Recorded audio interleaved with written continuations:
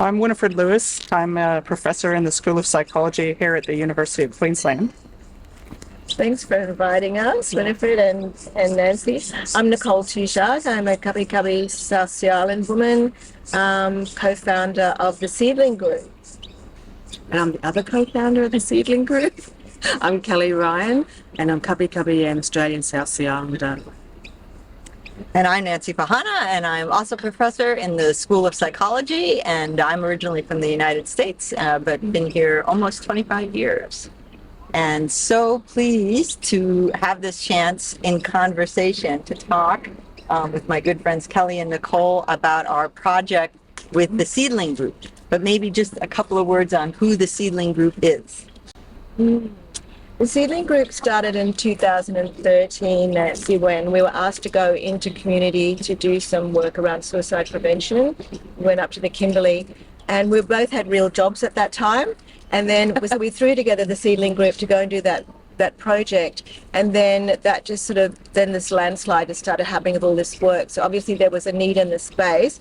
So we gave up our real jobs and we just continued working with the Seedling Group. So now what we do, our main focus is culturally safe trauma-informed practice. We really believe it's almost impossible to be culturally safe if you don't understand trauma and intergenerational trauma. So we spend a lot of time talking to corporations and businesses, but also talking to Aboriginal communities about how trauma is impacting on the First People's lives, and that's really rewarding. So apart from that, we do lots of other things as well. We talk at conferences, we do crisis management stuff in communities, and what else do we do? A book. Thank you for yes.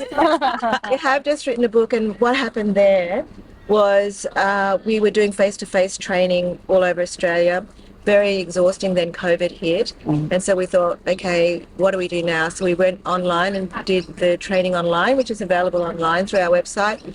But then everywhere we went, people were saying, well, we need to know more about that. We talk about how Indigenous attachment theory is different for us.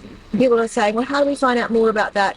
So then we decided to write the book so that we can have a bit more space to go into all of those, rabbit holes of knowledge. And What's the story? How did it all happen? So the original story was that I wanted to put together a leadership class that had also an interprofessional component, and I really also wanted to address cultural issues. And the whole point of the class was bringing in experts in those areas. So we brought in people from different disciplines to talk. I brought in some people who had strong leadership and mentoring roles. And then I said, I need this cultural component. So I want to acknowledge my colleague, Paul Carnett, who was an academic at UQ. He put me on to the Seedling Group. And so I reached out to Kelleigh and Nicole, and I said, I've got trainee psychology students in their last year, and, what do they need to know, and what can you bring to the class? Why did you say yes?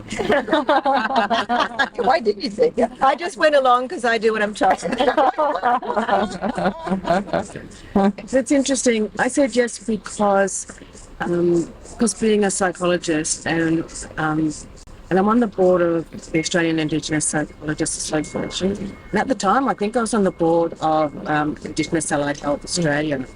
And so I constantly see where one worldview is prioritised or privileged over the other, and it doesn't work for us. And so, when we finally get into communities, the help that is needed there, it's inappropriate and it does harm. And so people don't attend the services, and that's really problematic. So for me, I was like, this is going to be painful, but it's important. So we came and we started. And what was the thinking behind, what did you hope to accomplish with bringing the art component in? So even though Kelleigh said this is going to be painful, it was actually a joy and so much fun. And we really started talking about how to be culturally safe and how trauma ties in with that. And then we have a person on our team, Donna Henson, who's an Aboriginal artist, and she also is part of the Stolen Generation and just a really, really clever and talented artist. And she often does for us this little workshop where she teaches the traditional art science for Aboriginal art. And then she does this tricky thing where she gets people to think of the main important things that have happened in their life and then use these icons that she teaches them in a painting that they do. But by doing that, she actually is getting people to track their main trauma events in their life without saying, write your trauma story. And so people do this thing and then they get up, when they have to get up and present it. Well, Nancy, how was it for you when you presented yours? So I was so excited to have this, art component. And so they brought canvases and paint and the cheat sheets about the symbols, and I gave it to the class and we all started painting a significant event. And I myself painted, I had recently recovered from cancer. And I had thought, well, I can paint that and, it's very appropriate and I can do that, right? And so I did my little painting. And then I was asked to speak first. So I held my little painting up and I immediately burst into tears because it was something about the energy of having it on the canvas in front of me and then walking people through it. And I was really amazed at the power in that moment. I did not feel overwhelmed, but I felt the emotions of it and that I could share it with people. And I did feel that we had created a safe space that I could share that with. In Aboriginal and Torres Strait Islander people, we use art and graphics to storytell. So it was also an introduction to a different way of learning and thinking and being in that little space that had been created. And, everyone just was so free of their stories and giving. It was so beautiful, wasn't it? It was really beautiful. And I was a little bit nervous because then, of course, the students got up and they too burst into tears. And so I thought, I didn't say that this might happen. But the students also felt that it was a safe space. And they were immensely grateful for the experience, for being able to have this experience at such a deep level. Yeah. And the reason, one of the reasons why it was really important for us to do this work with you, Nancy, was, we train up all these wonderful young professionals and they're so keen and gung-ho, but we don't give them the skills to actually be in community. So all they're left with is fear and avoiding the situations.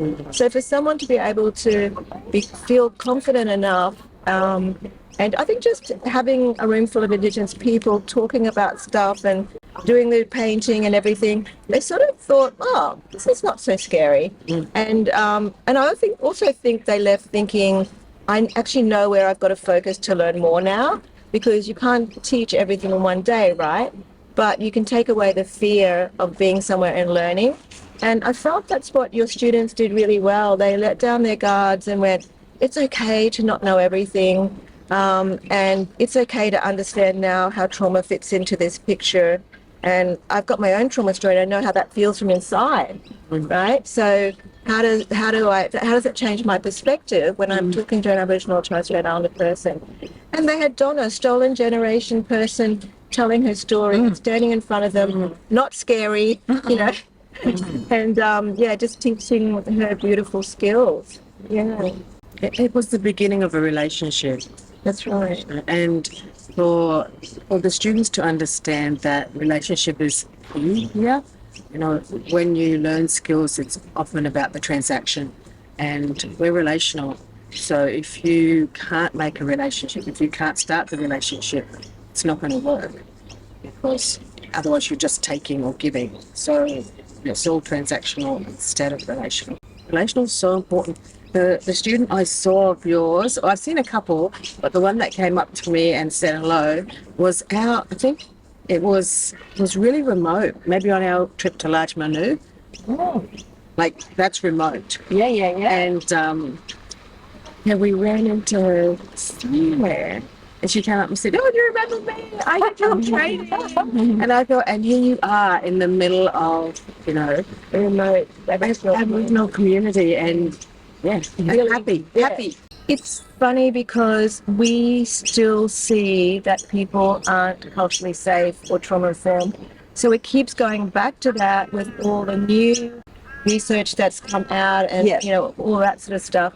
But what we're also doing now is we're creating little masterclasses, little 1 hour or 50-minute bites of information about specific things, like it might be about attachment theory, or it might be about I was going to say divulging. What's the word? Disclosure. I mean, for psychology students going out and thinking, okay, what happens when someone discloses? You've got your whole Western way of dealing with that, but what happens if there's an Aboriginal and Torres Strait Islander person? So we're starting to do these little master classes now, and hopefully when people have done the training, they can pick up on these other little gems as well. Yeah, I guess what we're finding more now is that different disciplines are saying, well, what's that like for us then? How is that going to affect us? And then that sends us off researching and getting lived experience in those areas. So another reason why it's exciting coming to the university, because we've got this curriculum that's basically stemming from a very Western knowledge base, and to actually bring in another whole knowledge system and go, we don't think about time in the same way. We don't think about health in the same way. So where does that lead you? And even if it's that first step of, oh my God, there's so much I don't know, then we sort of feel like our job is done. Yeah. I just think that the more people understand about trauma, the more they understand about cultural safety, the less fearful it is for them to go out as new psychologists and walk alongside of people.